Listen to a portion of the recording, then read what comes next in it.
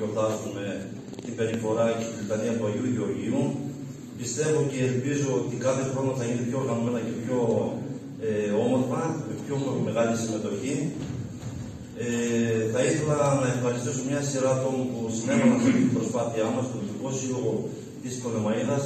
Η πρωτοβουλία να πω ότι ήταν του Γιώργου του Σαββίδη από πέρσι ακόμα, οι οποίοι προσπάθησαν να την υλοποιήσουν όσο το δυνατόν καλύτερα.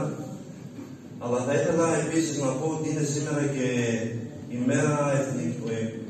μέρα μνήμης. Πριν από 78 χρόνια συντελέστηκε το δεύτερο ολοκαύτωμα του Μεσοβούνου και την εκατόμβη των 119 γυναικοπαίδων, όπου και θα τελέσουμε την επιμνημόσυνη θέση κάτω στο χώρο του μνημείου. Θα ήθελα να σταθώ λίγο όμως και στην προσφορά του ιερέα μας, του Ιωάννη Καραβασιλιάδη, ο οποίος λειτουργεί στο ναό μας τα τελευταία 40 χρόνια. Έχει φτάσει στη δύση της ιεροσύνης του. Πιστεύω ότι θα είναι εδώ μαζί μας γιατί κατέθεσε τα χαρτιά για τη σύνταξή του, έως ότου αντικατασταθεί.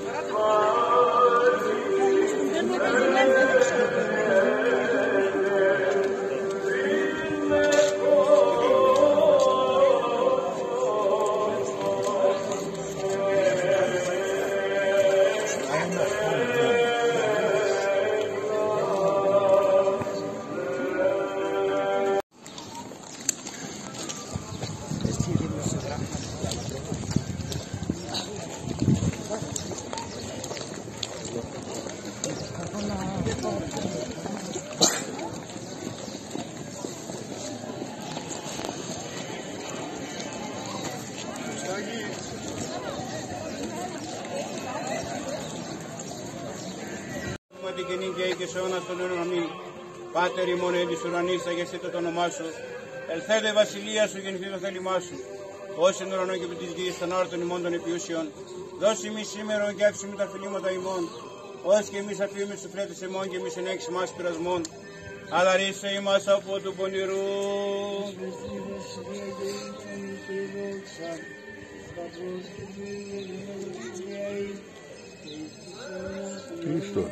Αμήν. Όλοι μαζί το Χριστός Ανέστη. Χριστός Ανέστη εκ νεκρών